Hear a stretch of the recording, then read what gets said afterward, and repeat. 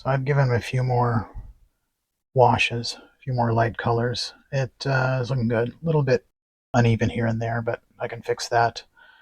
What he's going to need is some darker shadows. All the shadows are basically the same color, so I'll need to do a little bit darker darks, throw it in there. Just a few, not too many.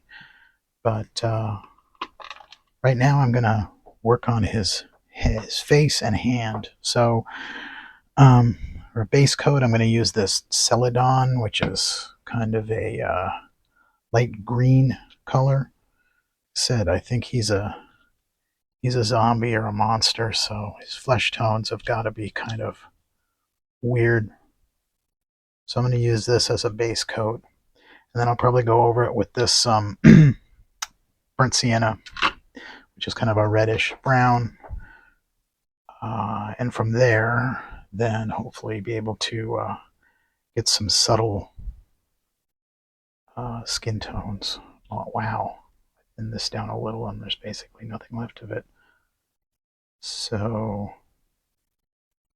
I don't want his skin tones to be the same color as his bandages, obviously. But I don't want them to be real different.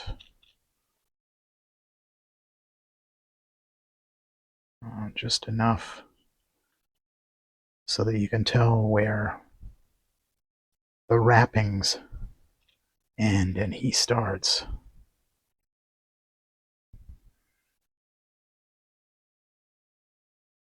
So just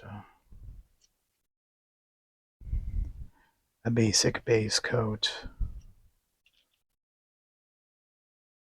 Let's get this out of the way. I think this may be causing some problems with the camera, so let's do that. Yeah, not a great joint there where the hand meets. I worked on it for quite a bit, but I couldn't get it to be entirely seamless. I can tell you it's better than it was, but still leaves a little to be desired. Okay, that's good. Usually when you see these, the head is much darker than the rest of him, than the wrappings.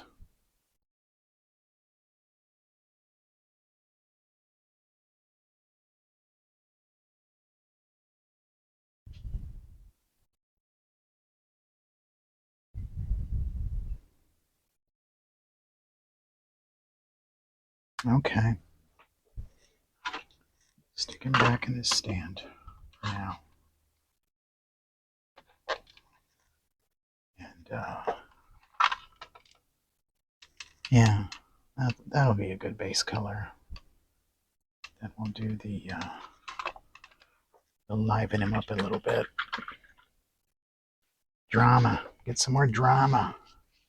The head and hand appear to have dried enough that we can give him a little wash, a little burnt sienna wash. So got some left here, I think. Lightly. Not too much. Start with the hand. Start with the outside of the hand. Well, maybe that's not quite enough.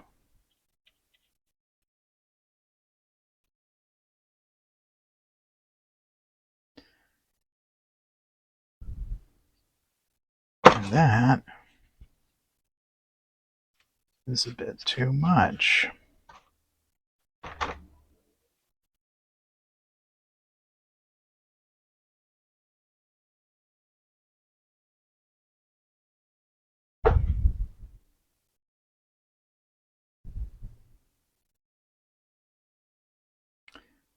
How's that?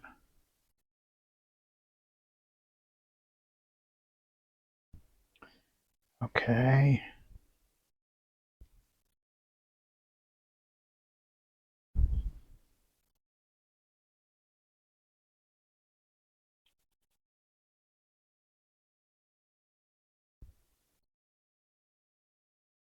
We'll leave his little eye patch, whatever it is, kind of undisturbed for now.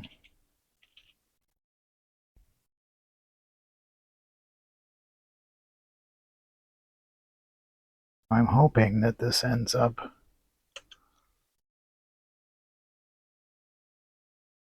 approaching a realistic flesh tone, but it's still greenish. We'll let it dry.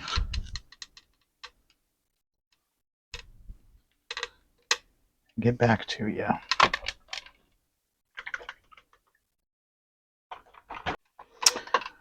Okay, so we've given him a base coat here. He's got his flesh tone. Unfortunately, I think his flesh tone still looks a little too normal. He looks like could be a normal guy. We don't want that. So, see if I can zombie him up a little bit. And I think to do that, maybe just some of this German camouflage beige, something a little, give him a little more greenish complexion. And see how it goes. We still got to deepen his laugh lines and his crow's feet and all that stuff. But and then do something with the hair. But we're on our way. Here we go.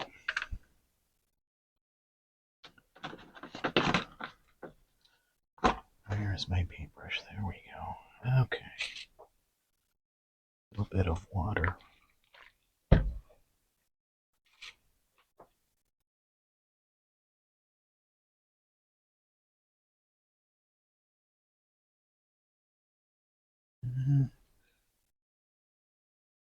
The hand doesn't look too bad. The hand is almost usable.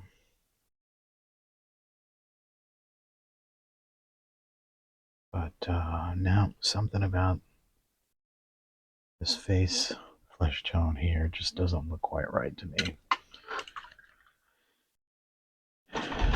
Okay, how about a little bit of our old friend, the burnt sienna. Just a touch, because this stuff is potent. It's powerful.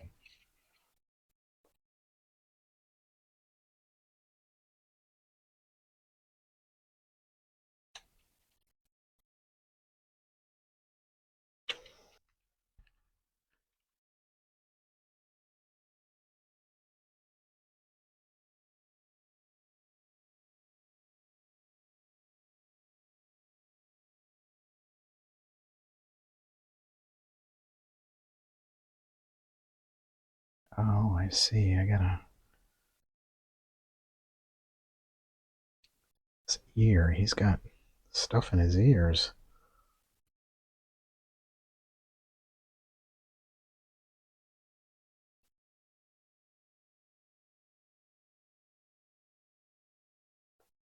No? Okay.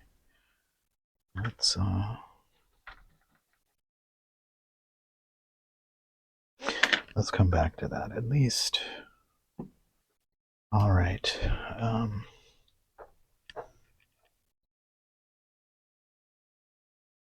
Let's clean up some of this.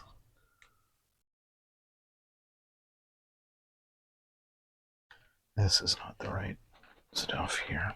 Okay, how about this one?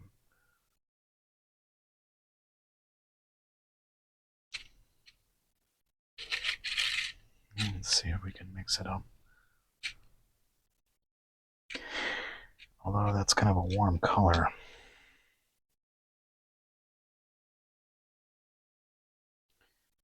Let's see what we got here. Start with under the chin.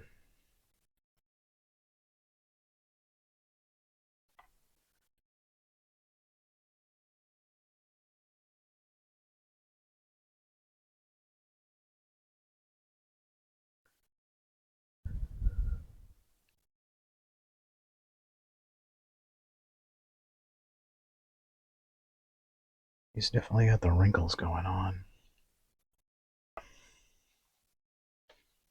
Let's see.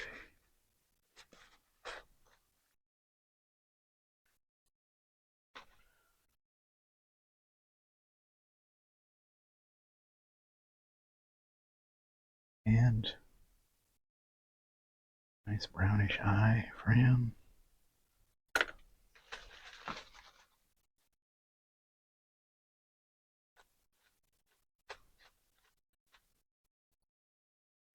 Yes, I do believe this is the ticket. Let's see.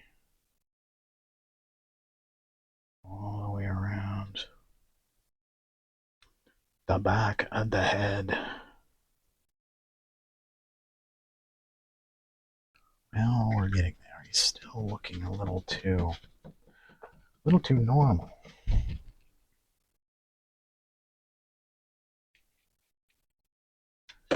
Let's see. What if we? And we'll need some lighter colors. Get some of the highlights on the face.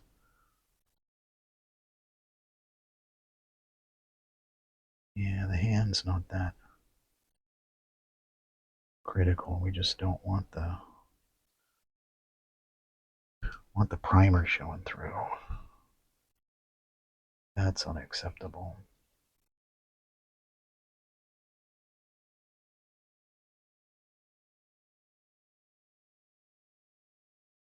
Oh, excuse me. Sorry.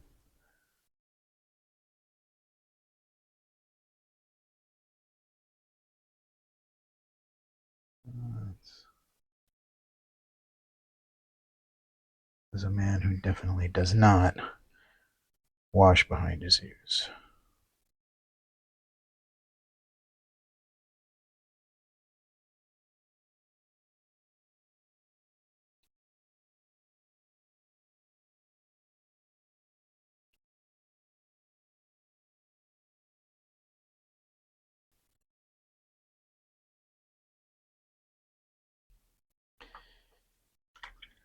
Okay. So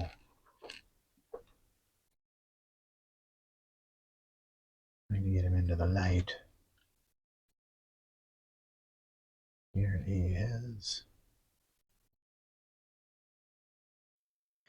I started working on the snake and had some audio difficulties, so wasn't able to save the original audio.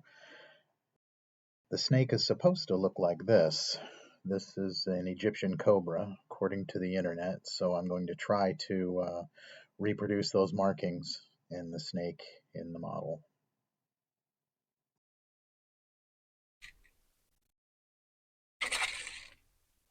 It's just some Vallejo beige mixed with Vallejo white. We'll get it a little lighter, a little more going on here. And then he's got that kind of gray stripe about midway, right where those other markings start.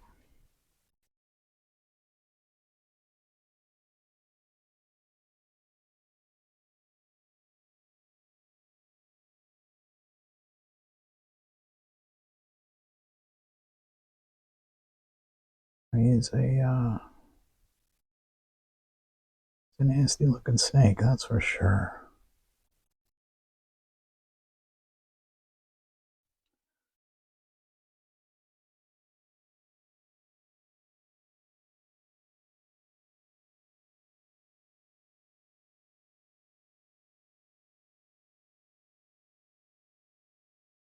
Well, come now. Try again. Get some paint in that brush.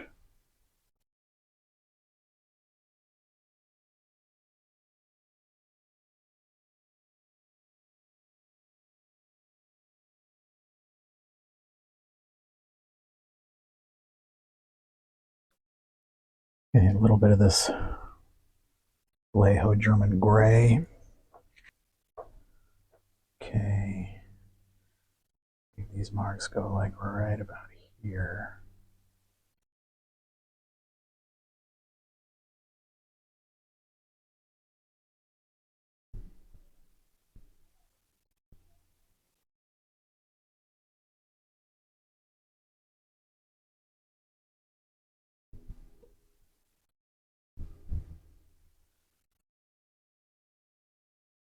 And then pick up again down here.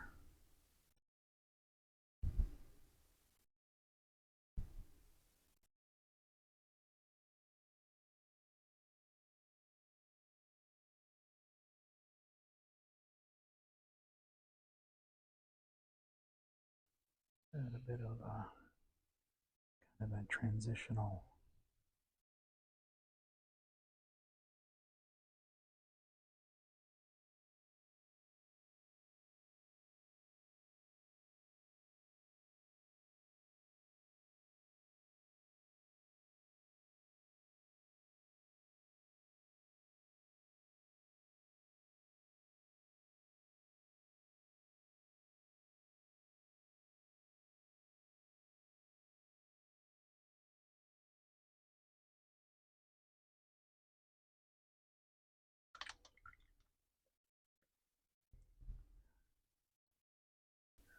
We'll make black eyes for the snake.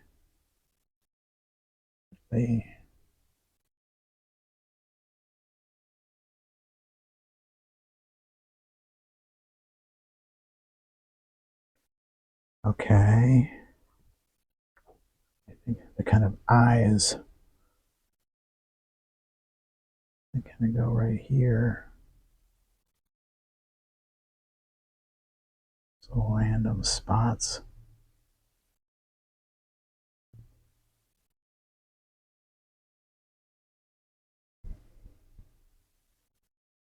Something like that. Okay, modelers, if you've made it this far, thank you, and I appreciate it. The mummy is done. Let's bring him out. There he is. So he is glued to his base. We've got the cobra glued to the base, and all is right with the mummy's world here. I think it came out nice. I gave everything a coat of matte varnish, so there's not a whole lot of sheen, not a whole lot of shine, except for the snake. I did give the snake a semi-gloss coat just because he's a snake after all, and I don't know, I think they're shiny. So he makes him stand out a little more, at least on the top. I like the way it came out. I like the colors. I like the pinkish sandstone as opposed to the yellow, which it was. I think it looks good. I think he looks good. Um, I like the contrast between the figure and the base. So everything just doesn't blend into one thing. I think he came out pretty good. His face is there's all kinds of stuff going on with that face, and the hair.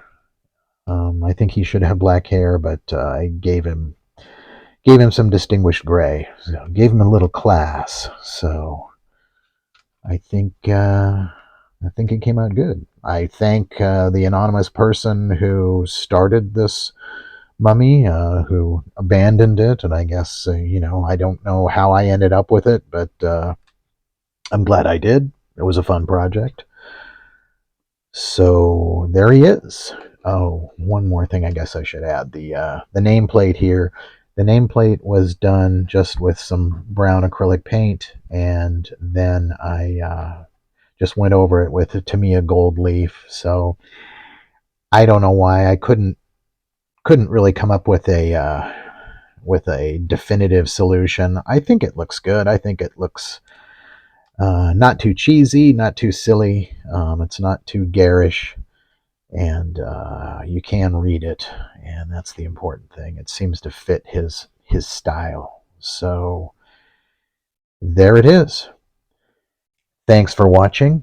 If you are a subscriber, thank you very much for subscribing. If you are not a subscriber, I would encourage you to do so. It's free and it helps me out a lot in my quest to continue these videos, and I will be bringing lots more. We will do a few more monsters, but I've got some cars in the works, some aircraft also, so lots of different things, and should be interesting. It should be fun. So again, thanks for watching, and hope to see you all real soon in the next video. I will leave some extra pictures at the end. Thank you.